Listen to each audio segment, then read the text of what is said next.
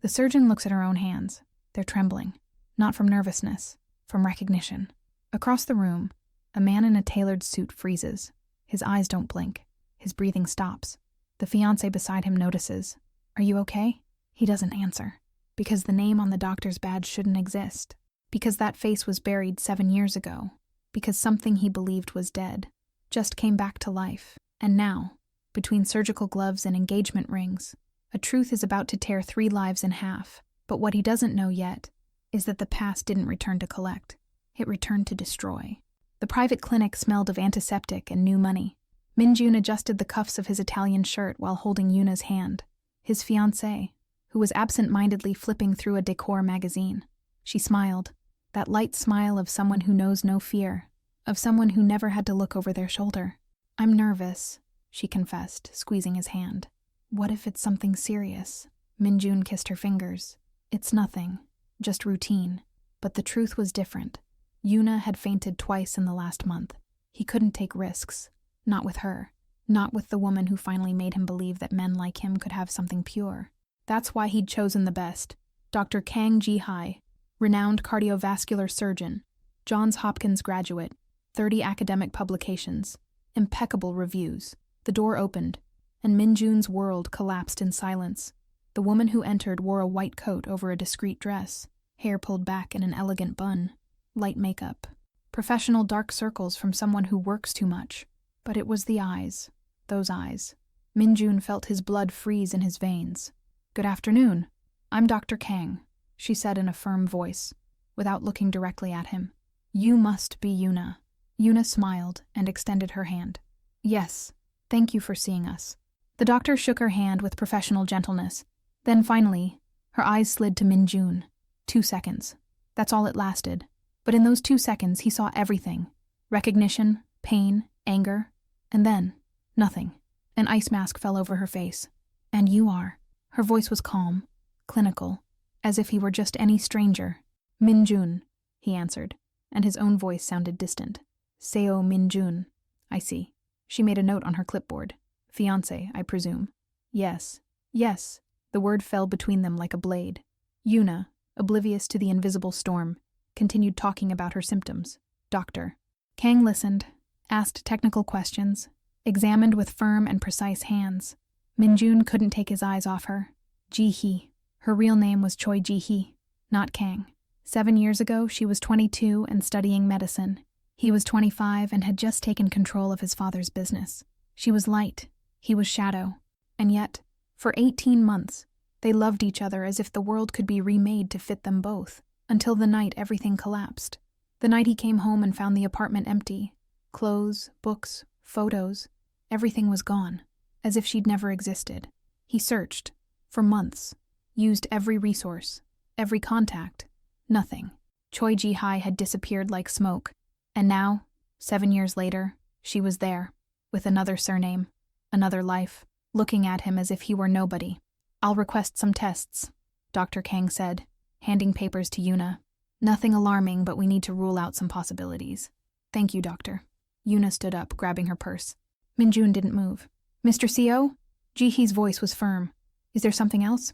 He stared at her, searched for any sign. A crack in the mask, a tremor in her voice. Nothing. "No," he finally answered, standing up. "Nothing." But when he reached the door, he stopped, turned around. "Dr. Kang, have we met before?" The silence that followed was thick as concrete. Yuna frowned. "Minjun?" Ji-hee didn't blink. "Not that I remember, Mr. C.O. I have an excellent memory for faces." The lie came out so naturally it could be truth. Minjun nodded slowly. "Of course. My mistake." In the car, Yuna was excited. "She seems very competent." I felt confident. Minjun drove on autopilot, his fingers white on the steering wheel. "Kang Ji-hai, Choi Ji-hai, why did you come back? And why did you pretend not to know me?"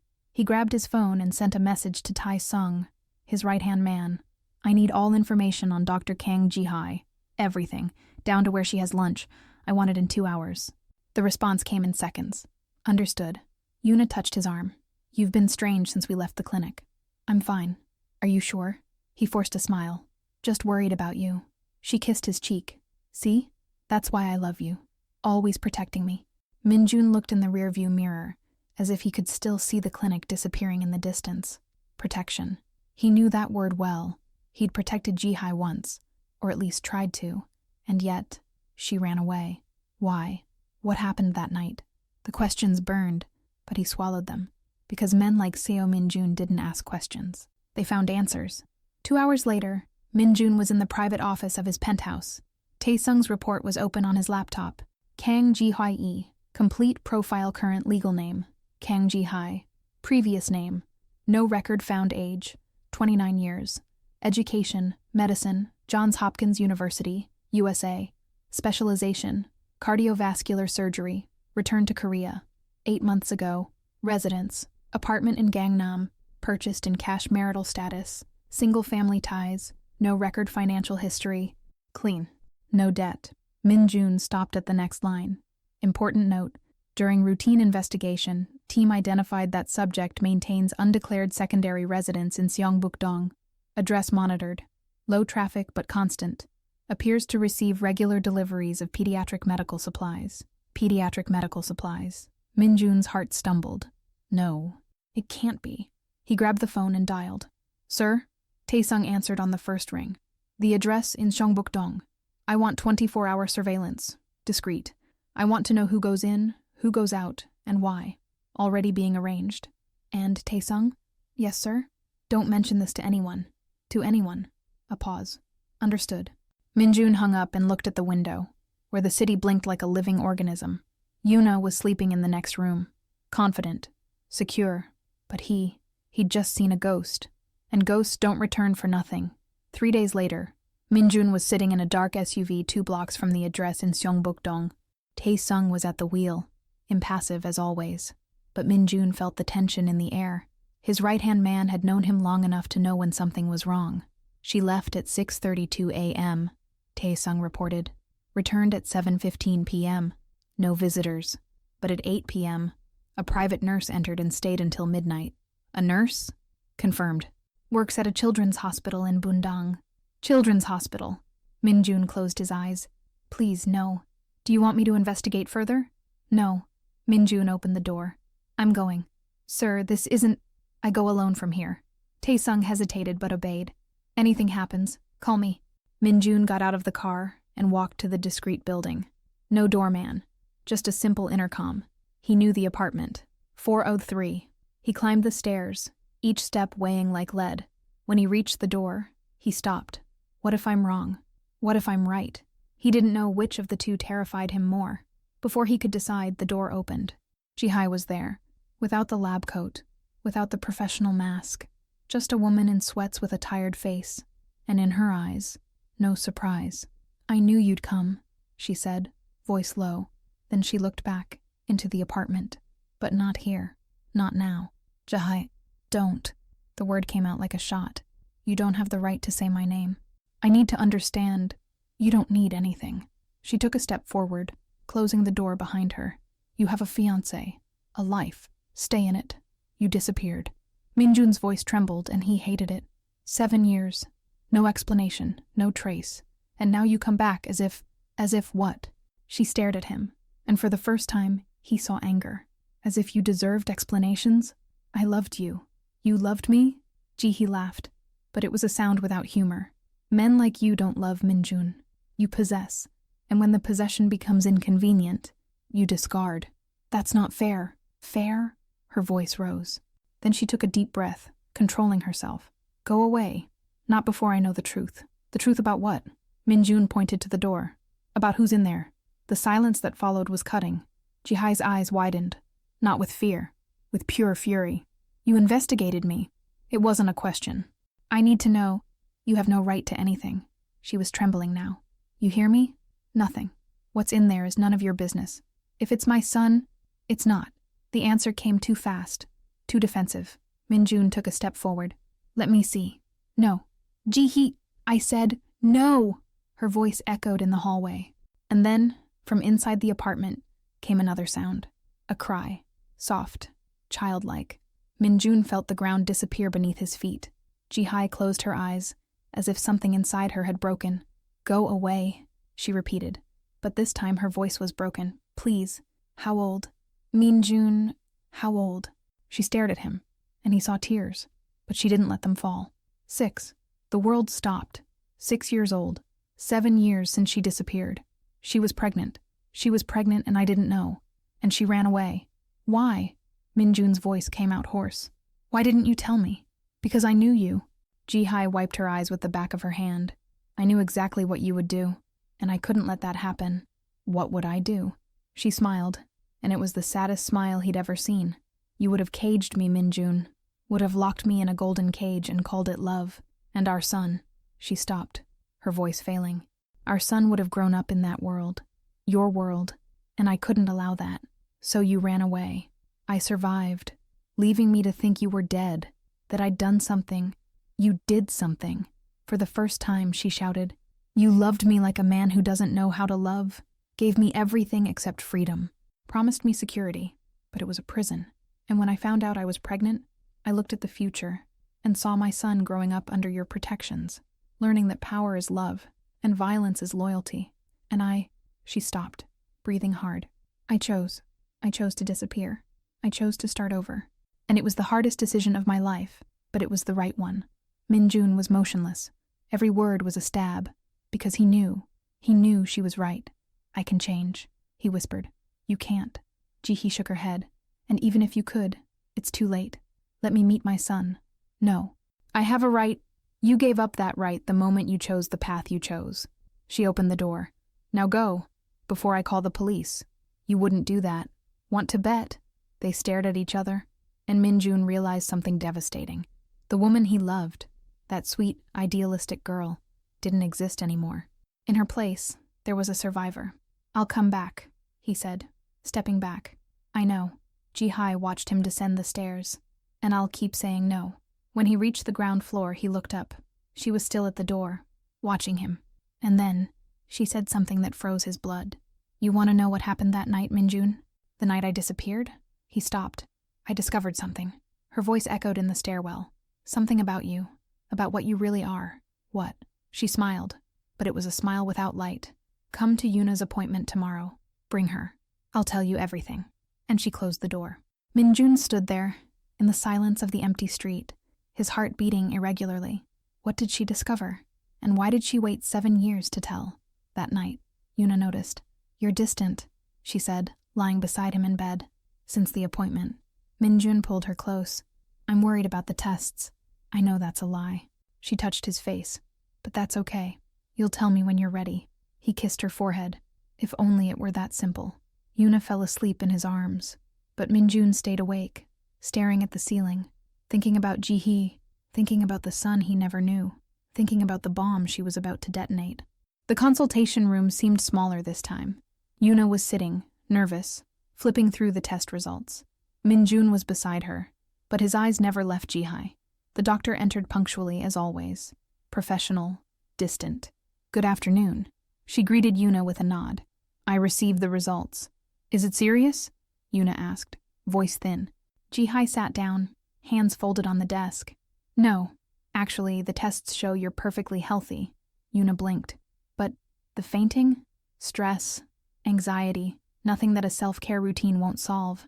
Ji-hai gave a gentle smile. You're fine, Yuna. Relief flooded the fiancé's face. Thank God. She turned to Minjun, smiling, but he wasn't looking at her.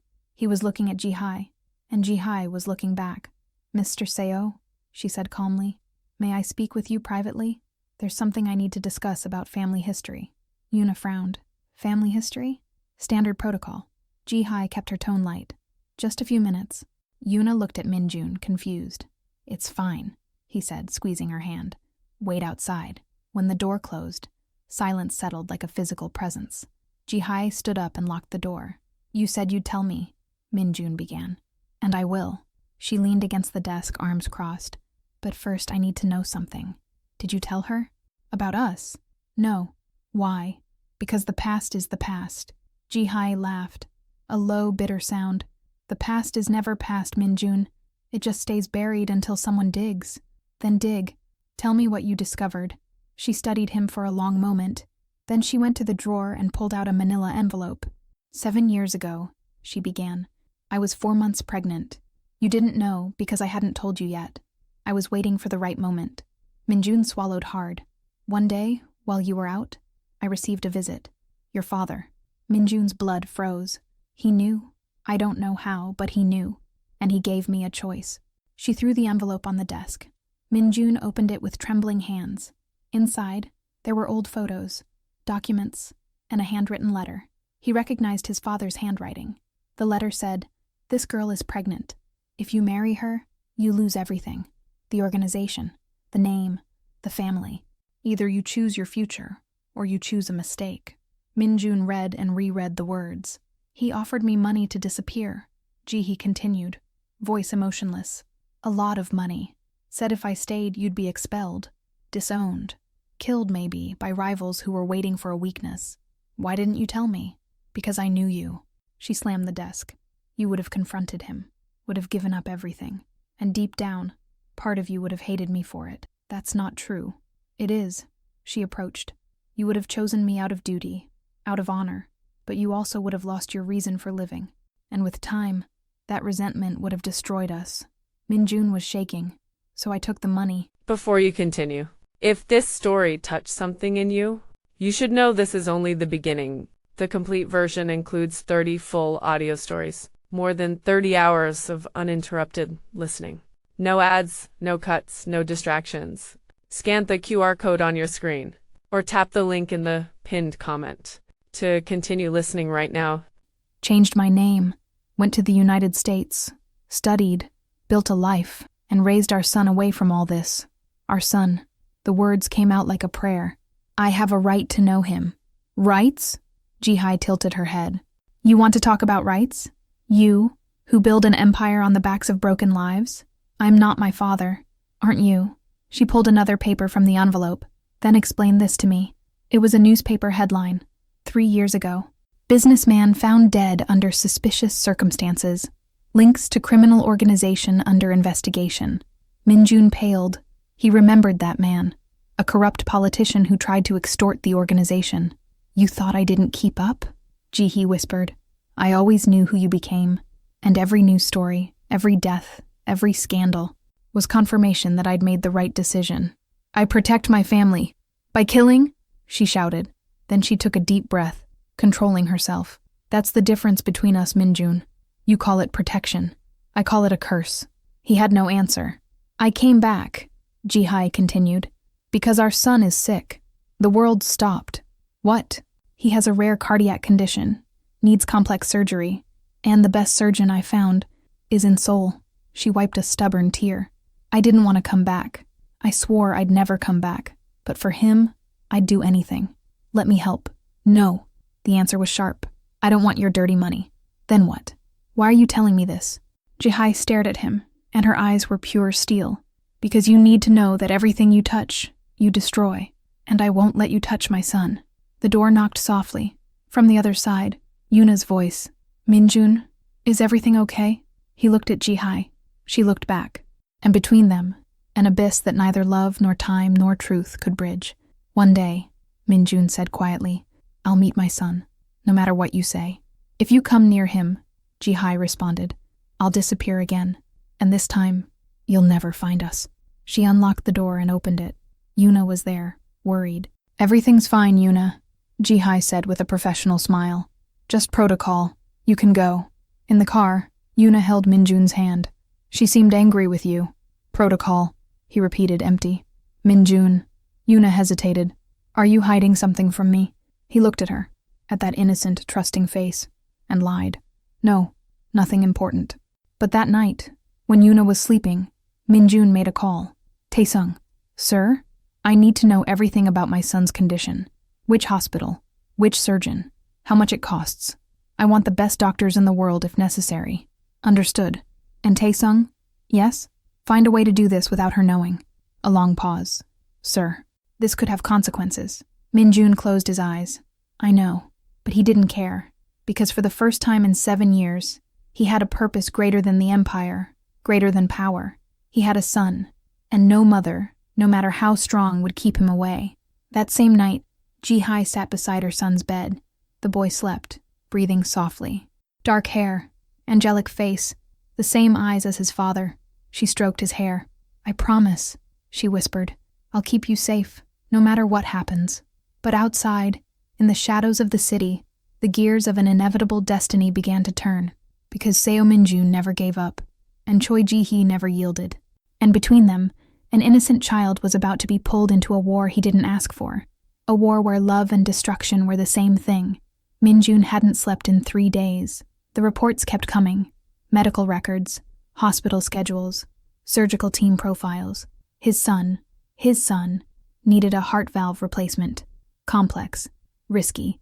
Only 3 surgeons in Korea were qualified, and Ji-hye had chosen the one with a 6-month waiting list. 6 months his son might not have. Tae-sung entered the office without knocking. "Sir, we have a problem." Min-jun looked up from the documents. "What kind?" Dr. Kang submitted a formal complaint to the hospital board. "Says she's being followed, stalked." Tae-sung placed a folder on the desk. "She didn't mention names, but security footage shows our men." Min-jun cursed under his breath. "She's smart," Tae-sung continued. "She knows we're watching, and she's building a paper trail. Pull everyone back." "Sir?" "I said pull them back, now." Tae-sung hesitated. "What about the boy?" Min-jun stood, walked to the window.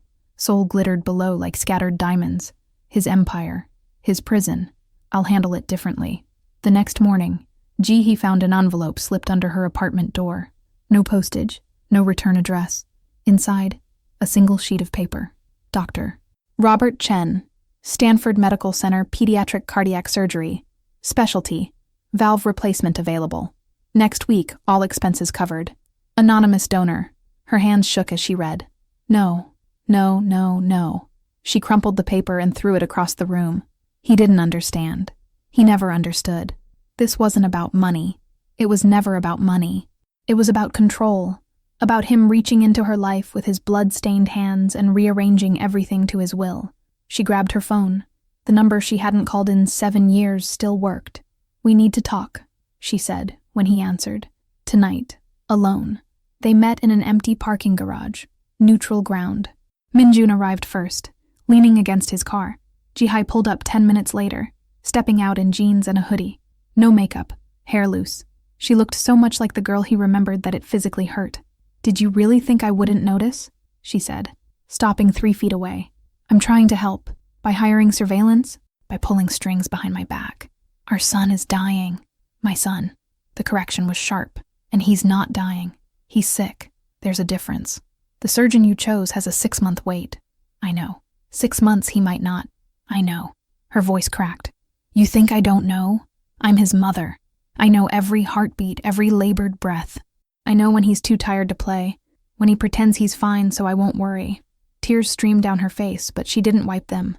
"I know everything, Min-jun, and I've made my choice. Then let me help you make a better one." "There is no better choice." She stepped closer. "Don't you see? The moment I accept your help, you own us. That's how it works with you. Everything comes with strings. That's not, isn't it?" She pulled out her phone, showed him a photo. "This is what you did 3 nights ago." It was a screenshot, a wire transfer, $2 million, deposited into the Stanford Surgeons Research Fund. "Anonymous donation," she quoted bitterly. "Except Dr. Chen's assistant let it slip that the donor specifically requested priority for a Korean child. 6 years old. Cardiac valve replacement." Min-jun said nothing. "You can't help yourself," Ji-hye whispered. "You see a problem. You throw money at it. You see an obstacle. You buy it or bury it. And you call it love. I call it keeping him alive. At what cost?" The question hung between them like a guillotine. "You want to know what happened that night?" Ji-hye said finally. "The real reason I left?" Min-jun's breath caught. "I was at your penthouse. You were supposed to be in Busan for 3 days. But I got sick, morning sickness, and came home early." She paused, her eyes distant. "I heard voices in your office, your father, and someone else. I thought maybe it was business, so I didn't interrupt. But then I heard my name." Min-jun's blood ran cold. "Your father was showing someone photos. Of me. Of us. And he was laughing." Her voice dropped to a whisper. He said, "This one won't last. None of them do. But she's pretty enough to keep him distracted until the merger's done." "Ji-hee," the other man asked if you knew. "And your father said." She closed her eyes. "My son thinks with his heart. That's why he'll never truly lead. But once she's gone, he'll harden. They always do." Silence. I stood there, 4 months pregnant, listening to your father plan my disposal like I was a business liability. She opened her eyes. And you know what the worst part was? Minjun couldn't speak. I realized he was right. You were too soft, too idealistic, and the world you lived in would eventually crush that. Crush us. She touched her stomach unconsciously. So I left, before he could make me disappear, before you had to choose between me and everything you were raised to be. I would have chosen you. I know. She smiled sadly. That's why I didn't give you the chance. Minjun felt something break inside him. My father's dead, he said quietly. Has been for 3 years. I know. Then why? Because you became exactly what he wanted, Minjun. She gestured to him. The suit, the car, the cold efficiency. You hardened, just like he said you would. I became what I had to become. I know that too. Her voice was gentle now, almost pitying. And that's why I can't let you near our son. Because the world that made you, that world would destroy him. She turned to leave. Wait. She stopped. The surveillance is gone. The doctor offer is withdrawn. I won't interfere again. Jihai looked back, surprised. But I have one condition. You're not in a position to make conditions. Let me meet him. Once. Minjun's voice was raw. Let me see him. Talk to him. And if after that you still want me gone, I'll go. I'll disappear. You'll never hear from me again. Why would I trust you? Because 7 years ago, I loved you. And I think despite everything, you loved me too. He took a breath. That has to count for something. Jihai studied him for a long moment. One meeting, she said finally. Supervised, in public. And if you scare him, if you upset him in any way, it's over. Agreed. Saturday, Han River Park, 2 p.m. She pulled out her keys. His name is Minho. He likes soccer and astronomy. He's shy around strangers. Minho, Minjun repeated softly. Don't make me regret this. She drove away, leaving him alone in the concrete darkness. Minjun pulled out his phone and stared at it. Yuna had called 4 times, texted 6. Where are you? Are you okay? He typed a response. Work emergency. Home soon. Another lie. How many more could he tell before everything collapsed? Saturday arrived like an executioner. Minjun stood at the edge of Han River Park, watching families picnic, children play, lovers walk hand in hand. Normal lives. Uncomplicated lives. Lives he would never have. At exactly 2 p.m. he saw them. Jihai walked slowly, holding the hand of a small boy in a blue jacket. Minjun's heart stopped. The boy had his eyes, his jawline, even the way he walked, a little cautious, a little proud. They stopped 10 feet away. Minho, Jihai said gently, crouching down. This is a friend of mine, Mr. Seo. The boy looked up at Minjun with curious, intelligent eyes. Hello, he said quietly. Minjun wanted to drop to his knees, wanted to grab his son and never let go. Instead, he smiled. Hi, Minho. Your mom says you like soccer? The boy nodded, suddenly shy. I used to play. Not very well, but I tried. Minjun glanced at Jihai. Would you mind if I sat with you for a bit? Jihai hesitated, then nodded. They sat on a bench, Minho between them. Jihai watching like a hawk. Do you have a favorite team? Minjun asked. Tottenham, Minho said, gaining confidence. Sun Heung-min is the best. Good choice. He's incredible. They talked about soccer, then about stars. Minho knew constellations Minjun had never heard of. The boy was bright, articulate, and heartbreakingly gentle. Nothing like the world Minjun came from. Mom says I need surgery, Minho said suddenly, his voice small. For my heart. Minjun's chest tightened. She says it'll make me better, so I can run without getting tired. Your mom's very smart, Minjun said carefully. She'll make sure everything's perfect. I know, Minho smiled. She always does. The trust in those words was absolute. And Minjun understood, with devastating clarity, why Jihi fought so hard to keep him away. This boy was pure, innocent, untouched by violence or corruption. Everything Minjun was not. Mr. Seo?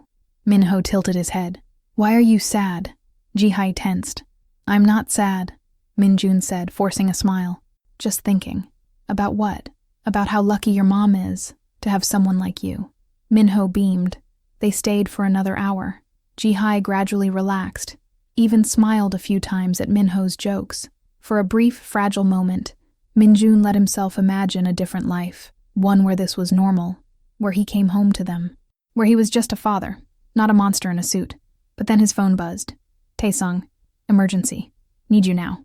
Minjun's jaw clenched. I have to go, he said, standing. Work? Ji-hai asked. Always. He looked down at Minho. It was really nice to meet you. You too, Mr. Seo. The boy waved. As Minjun walked away, he heard Minho ask, Mom, is he nice? Yes, Ji-hai answered softly. He is. Minjun closed his eyes. If only that were true. The emergency was a rival gang moving into their territory. Quick, brutal.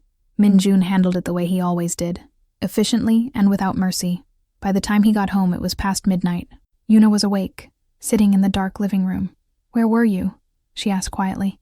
Work. Don't lie to me, Minjun. He froze. She stood, turned on the light. Her eyes were red from crying. I went to your office today, to surprise you. Tae-sung said you were out, so I asked where. Minjun's blood ran cold. He didn't want to tell me, but I pushed, and he finally said you were at Han River Park. She stepped closer, so I went there, and I saw you. Yuna, with a woman, and a child. Silence. Who is she? Minjun couldn't speak. Who is he? Yuna, please. Who is that little boy? The question echoed through the penthouse. Minjun looked at the woman he was supposed to marry, the woman who trusted him, loved him, and told the truth. He's my son. Yuna stumbled backward like she'd been shot. You have a child? I didn't know. Not until a week ago. A week? Her voice was shrill. You've known for a week and didn't tell me? I was trying to figure it out. Figure what out? How to hide him? How to keep lying? It's not like that. Then what is it like, Minjun? Tears streamed down her face. Tell me. Make me understand how the man I'm supposed to marry has a secret family. It's not a family. He's your son. She's his mother. What else would you call it? Minjun had no answer. Yuna laughed bitterly. God, I'm so stupid. The way you looked at that doctor. The way you've been acting. It was all her, wasn't it? Yuna, I love you. Don't. She held up her hand. Don't you dare say that to me right now. She pulled off her engagement ring and placed it on the table. I need time, she whispered. I can't even look at you. Please, get out. This is my home. Get out. Her scream shattered something in him. Minjun grabbed his keys and left. He drove aimlessly for hours. When he finally stopped, he found himself outside Ji-hai's apartment. It was 3 a.m. He sat in the car, staring up at her window. What am I doing? He'd lost Yuna. Lost his chance at something normal. And for what? A son who barely knew him. A woman who hated him. A life that was never his to have. His phone rang. Tae-sung. Sir, we have a situation. Not now. It's about the boy. Everything stopped. What about him? Someone's been asking questions. About Dr. Kang. About her son. Tae-sung paused. Park Jung-ho's crew. Park Jung-ho, the rival who'd been pushing into their territory. How much do they know? Enough to connect him to you. Minjun's blood turned to ice. Where is he now? At the apartment with his mother. But sir, if they know, put a team on them. Invisible. No one gets within a mile. Already done. Minjun hung up and stared at the building. Everything I touch, I destroy. Ji-hee's words echoed in his mind. She was right. His world had found them. And now his son, his innocent, perfect son, was in danger. Because of him. The call came at 6:47 a.m. Minjun answered on the first ring. Sir. Tae-sung's voice was tight. The boy collapsed. Ambulance just took him to Seoul National. Minjun was already moving. What happened? I don't know. Dr. Kang called 119, said his heart. Minjun didn't hear the rest. He was already in his car, engine roaring to life. He made the 20-minute drive in 12. The ER was chaos. He pushed past nurses, security, anyone in his way. Minho, 6 years old, cardiac, family only, a nurse said. I'm his father. The lie came easily.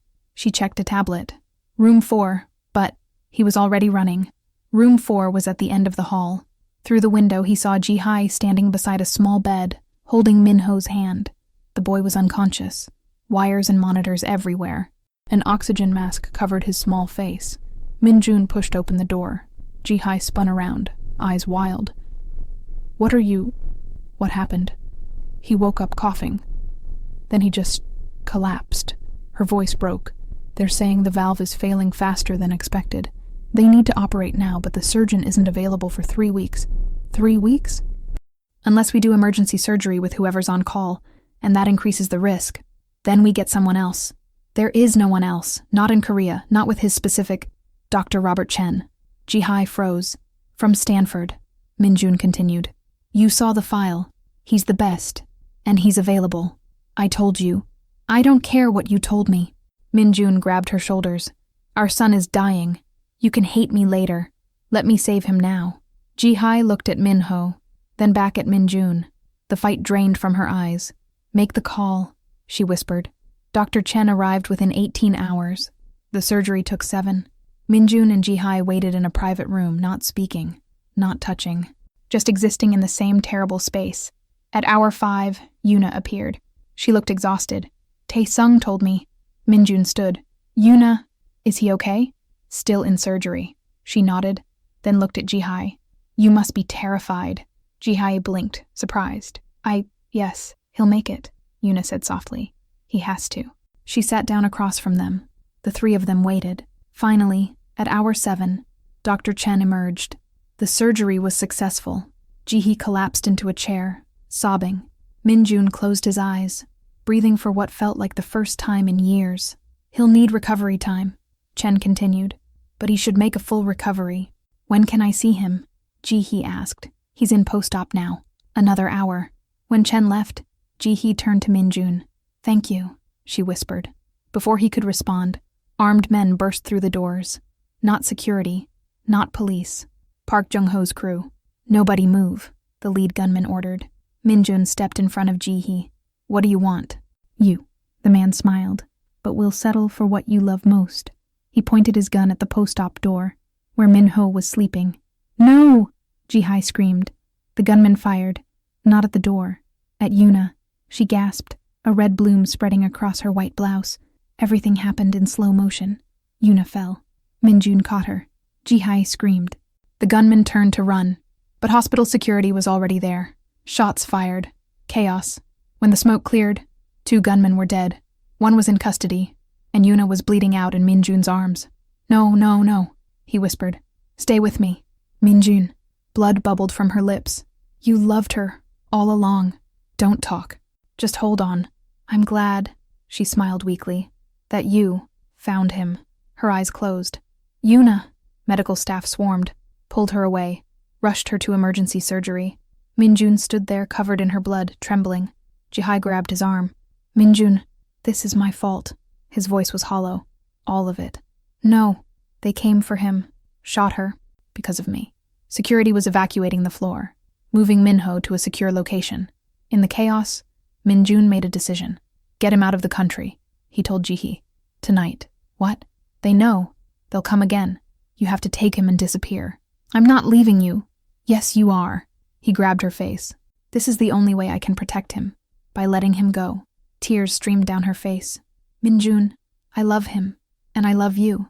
I probably never stopped. He kissed her forehead. That's why you have to run. Tae-sung appeared. Sir, we need to move. Get them to a safe house. Then to the airport. Private plane. New identities. Everything. Sir, do it. As they led Ji-hai away, she looked back. What about you? Minjun smiled. A sad, broken thing. I'll do what I do best. End this. 12 hours later, Park Jung-ho was dead. So were 15 of his men. The war was brutal, swift, and absolute. Minjun stood in the wreckage of Jung-ho's office, covered in blood. Some his, most not. His phone buzzed. Tae-sung. They're in the air. Safe. Minjun deleted the message. Then he walked out into the dawn. Yuna was in ICU, stable but unconscious. His son was on a plane to Singapore with a new name. His empire was secure but emptier than ever. He'd won, and lost everything. 1 week later, Minjun stood at Yuna's bedside. She'd woken up 2 days ago, refused to see him. But today, finally, she let him in. I'm sorry, he whispered. I know. If you stayed until the end, it's because this story stayed with you. What you heard here is just a fragment. The full experience lives in 30 complete audio stories, carefully told with every emotion, every secret, and every moment that couldn't be shared on YouTube. There are no ads, no interruptions, and you can listen anytime, anywhere, in total privacy. Scan the QR code on your screen now, or tap the link in the pinned comment, and discover what was never said. I never meant. I know that too. She looked at him with tired eyes. But it doesn't change anything. No, he agreed. It doesn't. Did they get away? The boy and his mother? Minjun nodded. Good. Yuna closed her eyes. That's good. Yuna, I'm calling off the engagement, Minjun. You know that, right? I know, but I don't hate you. She opened her eyes. I should, but I don't. You're too good for me. I always was. She smiled slightly. Go. You don't belong here. He kissed her hand and left. Outside, Sol glittered in the evening light. His phone rang. Unknown number. He answered. Minjun? His breath caught. Jihe, we're safe. Minho is asking about you. Tell him. Minjun's voice broke. Tell him I'm sorry. Come find us. What? When you're ready to leave that world behind. When you're ready to be just a man, not a monster. She paused. Come find us. Jihe. I'll wait. Not forever, but I'll wait. The line went dead. Minjun stood there, phone in hand, staring at the city he'd bled for, the empire he'd built, the cage he'd chosen. And for the first time in his life, he wondered, what if I just walked away? But then, his second phone buzzed. The secure line, a text, from an encrypted number. Your son is adorable. Shame if something happened to him. Below it, a photo. Minho, getting off a plane. Singapore airport. Timestamp, 47 minutes ago. Minjun's blood froze. They found him. A second text arrived. We need to talk about your father's debt. The one you thought died with him. Meet me, or the boy pays for your sins. You have 24 hours. Welcome to the real game, Seo Minjun. Minjun stared at the screen. Everything he'd sacrificed, every choice he'd made, none of it mattered. Because the past never stayed buried. And now his son, his innocent son, was being hunted by ghosts Minjun didn't even know existed. He dialed Jihai. No answer. Dialed again. Nothing. No, no, no. One final text appeared. Singapore is lovely this time of year. Don't keep us waiting. Minjun grabbed his keys and ran. The war wasn't over. It had only just begun. If this video hits 3,000 views today, plus 15 comments, we'll drop episode 02 tonight. Who's hunting Minho? What debt did his father leave behind? And will Minjun reach them in time? The clock is ticking. Comment now if you want answers. Like, share, and let me know. Should Minjun go alone, or bring his entire organization to Singapore? Drop your thoughts below.